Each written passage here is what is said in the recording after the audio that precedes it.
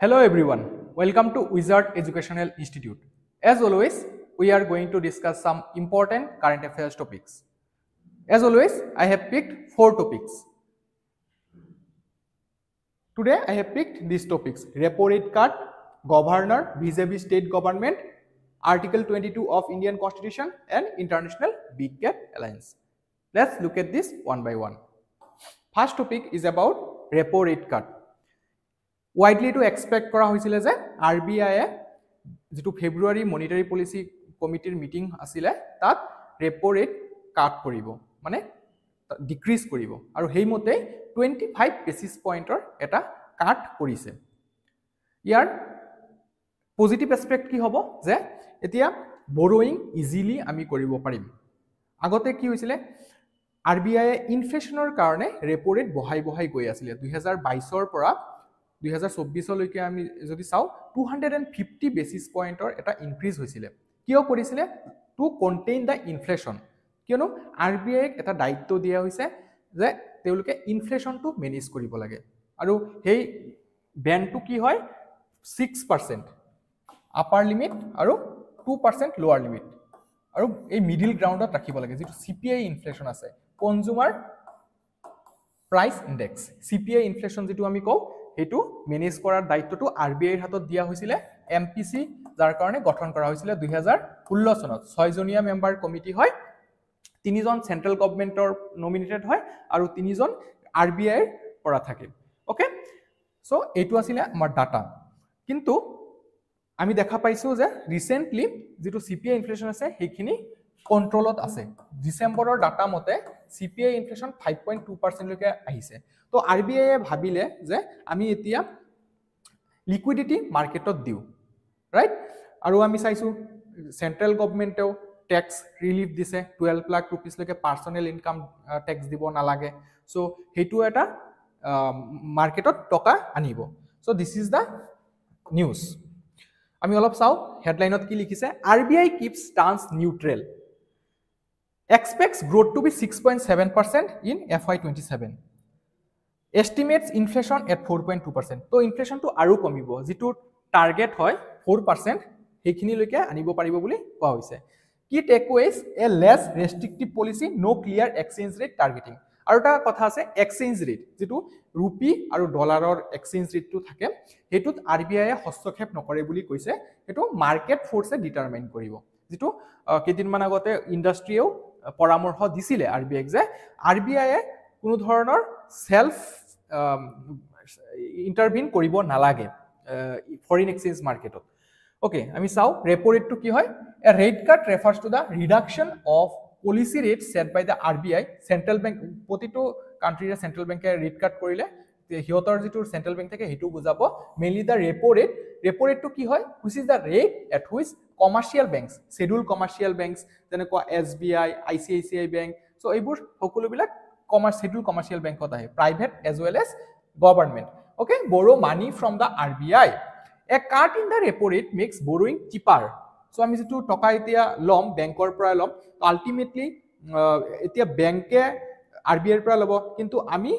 eibilak bankor pora lom to ultimately ami jetu fol pam আমি consumer বিলাকে পাম right general পাবলিকে পাবো cheaper for banks and they in turn may pass to the benefit to the consumers okay so impact on interest rates a rate cut generally leads to reduction in interest rates on loans like home loans auto loans and personal loans যেটো EMI থাকে equated monthly installment হেতু কমি যাব তাৰ কাৰণে কনজিউমাৰৰ হাতত টকা এটা এক্সেস থাকিব আৰু হেই টকাখিনি তেতিয়া স্পেন্ডিং কনজিউমাৰ স্পেন্ডিং কৰিব right so savings interest rates however could also decrease which may affect the returns of fixed deposit so etu eta kintu negative point hoy jeto savings ase amar hetu kintu decrease hoi jabo pare কিয়নো interest কমি যাব আৰু হেই কাৰণে মানুহ বেংকত saving নকৰিবও পাৰে আৰু হেই টকাখিনি স্টক মাৰ্কেট বা ধৰক কনজিউমাৰ স্পেন্ডিং যেবিলাক সেক্টৰ আছে হেবিলাকত খৰচ কৰিব পাৰে the primary goal of an RBI rate cut is to stimulate economic growth so RBI কিয় ৰেট কাট কৰিছে ৰেট কাট কৰাৰ কাৰণটো হৈছে টকাখিনি মাৰ্কেটত আহি যাব ৰাইট আৰু তাৰ কাৰণে ইকনমিক গ্ৰোথ হ'ব কিয়নো আমি চাইছো যে ইকনমিক গ্ৰোথ আমাৰ যোৱা বছৰত বহুত কমিছে 6.4% এক্সপেক্ট কৰা হৈছে according to first advanced estimate of the by NSO National Statistical Office which works under Ministry of Statistics and Program Implementation, right? So by encouraging borrowing and spending, it helps in reducing the cost of capital for businesses and individuals, which can encourage in investment, consumption, overall economic growth. So eto eta cycle hoy na jekhini excess toka ase ami budget to saisilu 1 lakh crore toka eta etia jekhini sarkare tax pale hoy এতিয়া মানুহৰ হাতত থাকিব আৰু মানুহে সেইখিনি খৰচ কৰিব বিভিন্ন কামত তো এটা ইকনমিক গ্ৰোথ হ'ব লগতে এতিয়া যেটো আৰবিআই স্টেপ লৈছে আৰবিআই স্টেপে সেইখিনি কামেকে কৰিছে হয়নে নাই যে ইন্টাৰেস্ট ৰেটটো কমাই দিছে আমি এতিয়া কম ইন্টাৰেস্টত লোন ল'ব পাৰিম বেংকৰ পৰা তো আমি বিজনেস গ্ৰো কৰিব পাৰিম so that is another thing so তেনেকৈ আমি ইকনমিটো এক্সেস ৰূপী গৈ আছে ইকনমিত গৈ আছে আৰু এইবিলাক এফএমসিজি সেক্টৰ আমাৰ অটো সেক্টৰ ঠিক আছে সো এইবোৰ সেক্টৰত আমি এতিয়া খৰচ কৰিম সো আৰু আৰবান কনজাম্পশনও ইনক্রিজ হ'ব হেইমতে এটা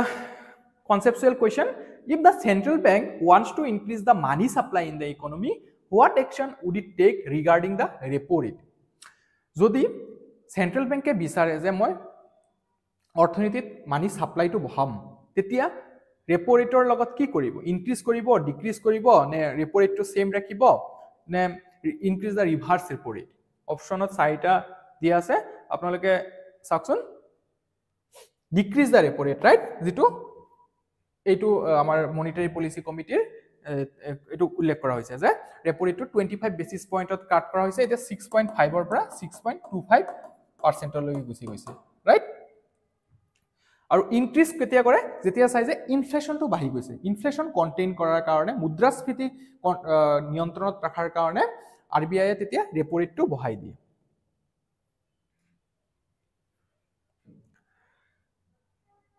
মেইনছত এটা মডেল কোৱেশ্চন এনেকুৱা আহিব পাৰে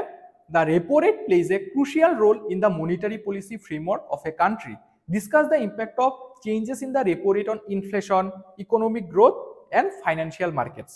আমি তিনটা বস্তু ইয়াত কভাৰ কৰিব লাগিব ইনফ্লেশন মুদ্ৰাস্ফীতি ইকোনমিক গ্ৰোথ অৰ্থনৈতিক বিকাশ আৰু ফাইনান্সিয়াল মাৰ্কেট স্টক মাৰ্কেটৰ কথা কোৱা হৈছে তো কেনেকুৱা প্ৰভাৱ পেলাব repo rate চেঞ্জ কৰিলে বহালে কমালে তো আমি দুইটা বস্তুকে point wise লিখিব লাগিব additionally analyze how the reserve bank of india uses the repo rate to manage liquidity কেনেকৈ মেনেজ কৰে মানে মাৰ্কেটত এতিয়া আমি চাইছো repo rate কমাই দিছে তো লিকুইডিটি মাৰ্কেটত আহি যাব ৰাইট এন্ড কন্ট্ৰোল ইনফ্লেশন যদি ইনফ্লেশন বাঢ়ি যায় বস্তুৰ দাম বাঢ়ি যায় তেতিয়া হলে কি কৰিব মানুহৰ হাতৰ পৰা যিখিনি এক্সেস টকা আছে সেইখিনি আৰবিআই বিচাৰিব বেংকৰ দৰে কিছুমান জাগাত ষ্টৰ ৰাখি দিয়ক যাতে সেইখিনি মানুহে খৰচ নকৰে ওকে আৰু তেতিয়া ইনফ্লেশনটো কমাব পাৰিব সো তেনেকুৱা কিছুমান স্টেপ লৈ থাকে আৰবিআই যিকি নহক আমি নিশ্চয় বুজি পাইছো টপিকটো আমি দ্বিতীয় টপিকটোলৈ মুভ কৰো দ্বিতীয় টপিকটো হৈছে গভৰ্ণৰ ভাৰ্সেস ষ্টেট গভৰ্ণমেন্ট ৰাজ্যপাল আৰু ৰাজ্য চৰকাৰৰ মাজত সঘনাই বিবাদ হৈ থাকে আমি নিউজত পাই থাকো বিহেকে অপজিশন ৰুল ষ্টেট বিলাক তামিলনাডু কেৰালা পাঞ্জাব তেলেংগানা এইবিলাক ষ্টেটৰ ৰাজ্যপাল সমূহৰ লগত ৰাজ্যৰ ইলেক্টেড যিবিলাক গভৰ্ণমেন্ট আছে সিহঁতৰ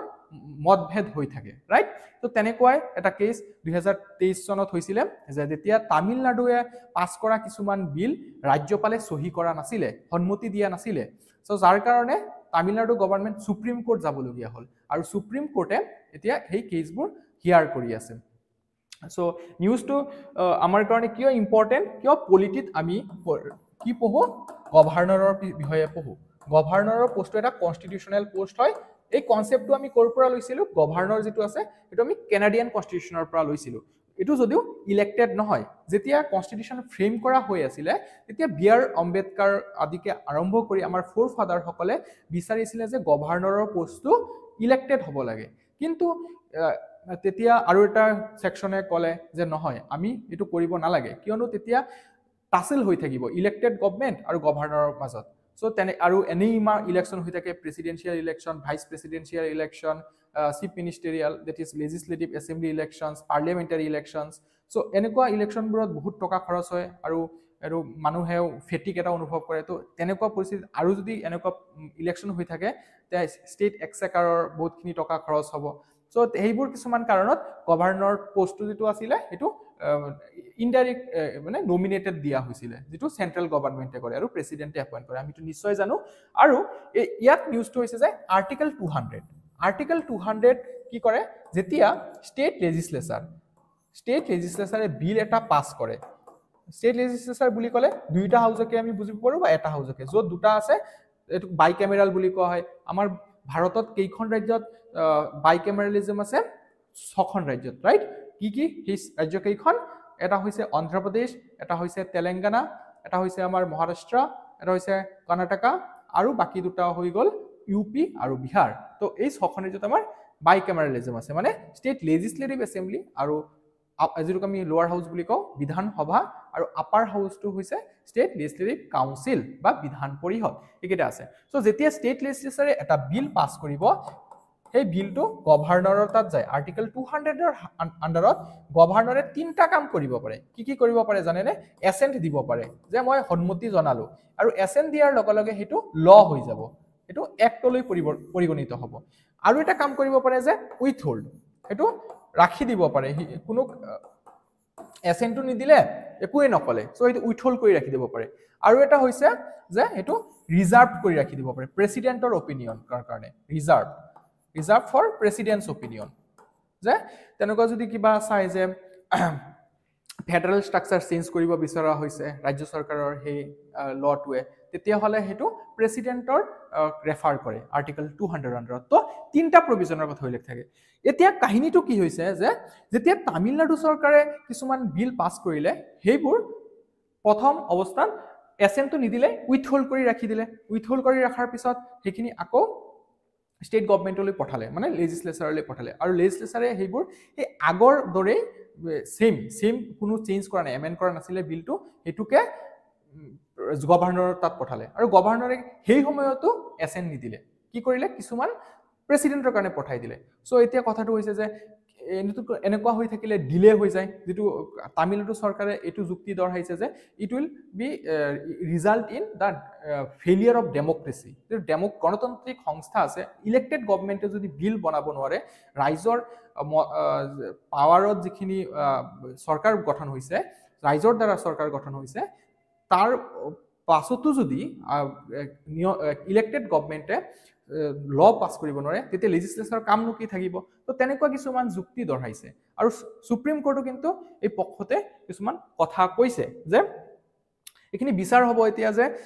এই আৰ্টিকল 200ৰ আণ্ডাৰত এই যে এছেণ্ট দিয়ে আৰু উইথহোল্ড কৰি ৰাখে, এইটো কিমান সময়ৰ কাৰণে ৰাখিব পাৰে। এতিয়া যদি আমি চাওঁ, কোনো টাইম ফ্ৰেম নাই। আমাৰ কনষ্টিটিউশ্যনত এইটো মেনশ্যন কৰা আছে যে এজ চুন এজ পচিবল, যিমান সোনকালে হয় সিমান সোনকালে সন্মতি দিব লাগে, ৰাইট? কিন্তু ইয়াৰ কোনো টাইম ফ্ৰেম উল্লেখ কৰা নাই, আৰু যাৰ কাৰণে বহুতকেইটা বিল ৰখি যায় গভৰ্ণৰৰ তাত। অ'কে, এইটো আছিলে আমাৰ news. So, it's a simple question. Under Article 200 of the Indian Constitution, the governor of a state can. The Article 200 under Rajyapal এজনে assent to a bill, withhold assent to a bill, return a bill to the state legislature with a request for reconsideration, all of the above. কি কৰিব পাৰে? যে এই তিনিটা কৰিব পাৰে নে গুটেইকেইটা কৰিব পাৰে? আৰ্টিকল 200 আৰু এটা কি কৰিব পৰা যায়, যেটো প্ৰেচিডেণ্টৰ কাৰণে পঠাব পাৰে, ৰাইট? ফৰ ৰেফাৰেল কৰিব পাৰে। মেইনছত এই টপিকটোৰ পৰা এটা কুৱেশ্যন আহিব পাৰে যে discuss the provisions of article 200 of the Indian constitution. How does it empower the governor in relation to bills passed by the state legislature? Analyze the potential impact of its provision on federal structure of India and the balance of power between the governor and the state legislature. So very important topic eta hoy. So apnaloke answer to 250 words or bhitorot likhibo jotno koribo.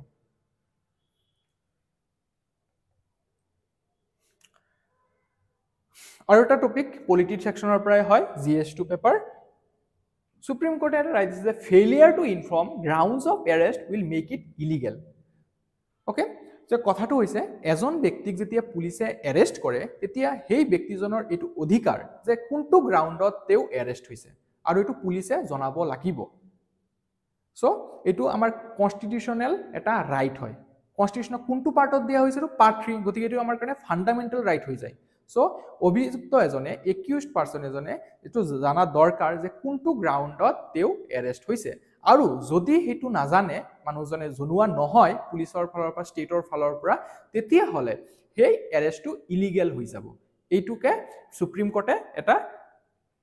Right দিছে তো very very important এটা right so আমি চাও constitutional প্ৰভিজনটো কি constitutional ৰিকোয়াৰমেন্ট আমাৰ article 22 তে উল্লেখ আছে যে protection against arbitrary arrest জধে মধে কোনোৱে পুলিচে আহি পেলে এৰেষ্ট কৰিব নোৱাৰে কিবা এটা গ্ৰাউণ্ডত এৰেষ্ট কৰিব লাগে আৰু সেই গ্ৰাউণ্ডটো মানে অভিযুক্তজনে জনা অধিকাৰ আছে the court reaffirmed that under article 22 of the Indian constitution a person who is arrested must be informed of the reasons for their arrest কোনটো গ্ৰাউণ্ডত তেখেতক এৰেষ্ট কৰা হৈছে এই গ্ৰাউণ্ডটো জনা তেওঁৰ অধিকাৰ this is a fundamental right মৌলিক অধিকাৰ হয় এটো আমাৰ protection against arbitrary arrest the ruling emphasized that informing the accused of the arrest grounds is a key safeguard against arbitrary or unlawful detention it ensures that arrests are not made without valid reasons then timely information the court made it clear that the information about the arrest grounds must be provided immediately যেতিয়া arrest কৰিব গৈছে তেতিয়াই জনাব লাগে নহলে arrest কৰাৰ কিছু সময়ৰ পিছতে তেখেতক জনাই দিব লাগে without unnecessary delay to avoid violation of the individual right আৰু যদি তেনেকুৱা হয় আৰু মানুহজনে সুপ্ৰিম কোৰ্ট বা হাই কোৰ্ট যায় আৰ্টিকেল 32 আন্ডাৰত যেটো right to constitutional remedies heart and soul of the constitution according to B R Ambedkar so তেতিয়া হলে সুপ্ৰিম কোৰ্ট বা হাই কোৰ্টে কি কৰিব পাৰে আৰ্টিকেল 226 ৰ আন্ডাৰত কি কৰিব পাৰে যেটো ইলিগেল বুলি ঘোষণা কৰি দিব পাৰে not just a procedural requirement the court highlighted that informing the accused is not just a procedural step but it is essential for ensuring fairness in the justice system and upholding human rights potential consequences of non compliance failure to inform the accused of the grounds for arrest can render the arrest illegal so eto illegal হৈ যাব পাৰে যেটো arrest কৰিব state eto illegal হৈ যাব পাৰে okay it's subject to judicial scrutiny and challenge so very important eta article hoy prelims pora kenaka question ahibo pare je am sao which of the following is a fundamental right under article 22 of the Indian constitution right to equality protection against arbitrary arrest and detention right to freedom of speech and expression and right to education to nishoy ami answer to dibo pariso the protection against arbitrary arrest and detention right to equality কোনটো আৰ্টিকেলত থাকে আমাৰ article 14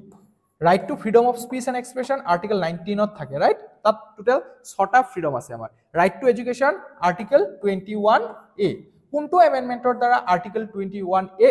ইনসাৰ্ট কৰা হৈছিল আপোনালোকে comment সেকশনত জনাব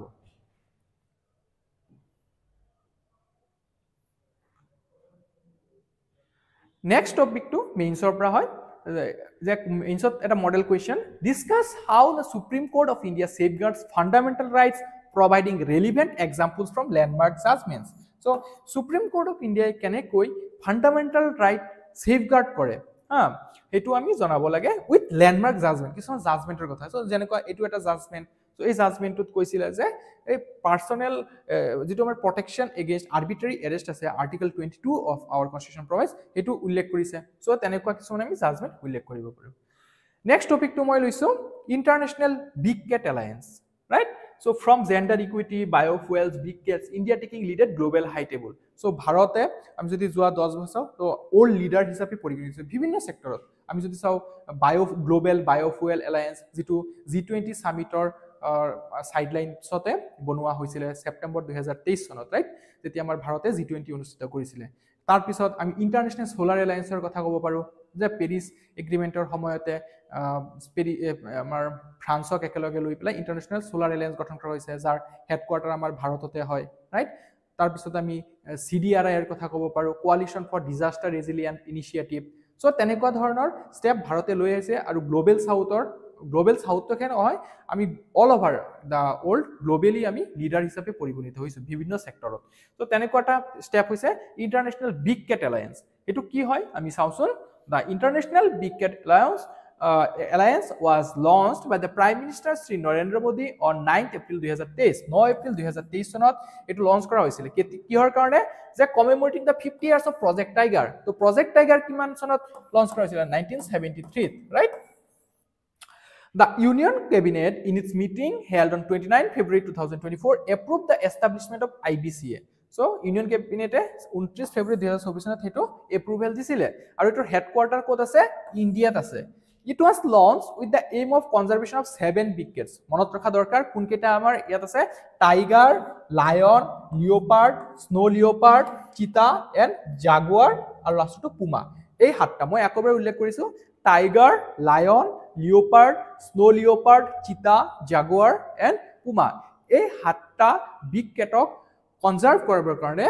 আমি এই ইনিশিয়েটিভটো launch কৰিছো আৰু ইয়াৰ হেডকোয়াৰ্টাৰটো ভাৰতত আছে with membership of all UN countries the range countries harboring the said species and non range countries who were historically these species are not found but interested to support the big cat conservation so UN er under thaka jikunu country ei alliance to part hobo pare aru biheke jot ami ei cat bur besike pau hey country bur yar hodosya hoy okay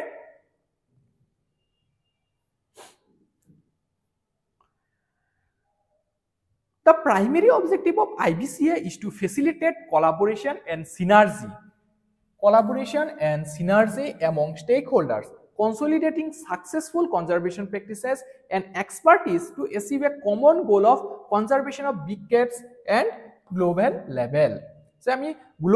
global পৰ্যায়ত আমি big cat সমূহক conserve কৰিব বিচাৰিছো কিয়নো এই climate চেঞ্জৰ কাৰণে হিহঁতৰ যিবিলাক হেবিটেশন আছে হেবিটেট প্লেচবোৰ লছ হৈ গৈ আছে আৰু আমি হিহঁতক কনজাৰ্ভ কৰাৰ দায়িত্বটো ল'ব লাগিব This unified approach bolstered by financial support aims to bolster the conservation agenda halt the decline in big cat population যেটো population জনসংখ্যাৰ হ্ৰাস হৈ গৈ আছে এটো আমি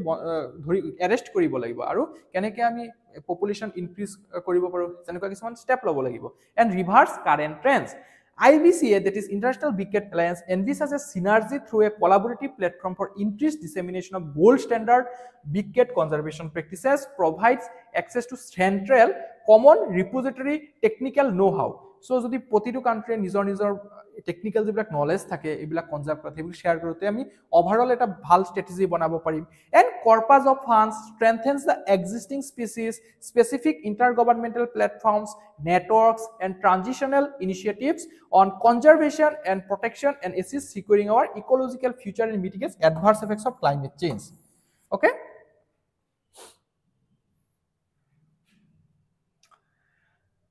Very simple question eta where is the headquarters of the International Big Cat Alliance is located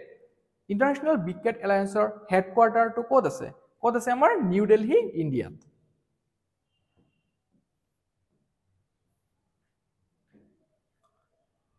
Meansot kanako question ahibo pare যে examine the role of the International Big Cat Alliance in the global conservation efforts of big cats discuss its objectives ইয়াৰ উদ্দেশ্য কি হয় কিয় গঠন কৰা হৈছে এটো ইয়াৰ significance ইয়াৰ গুৰুত্বটো কি হয় and challenges আৰু কি প্ৰত্যাহ্বান আছে in achieving sustainable protection for this species also এটা কথা মনত ৰাখিব যেটো IBCA আছে হেটোৰ নোডাল এজেন্সি কি হয় জানে নে এটো হৈছে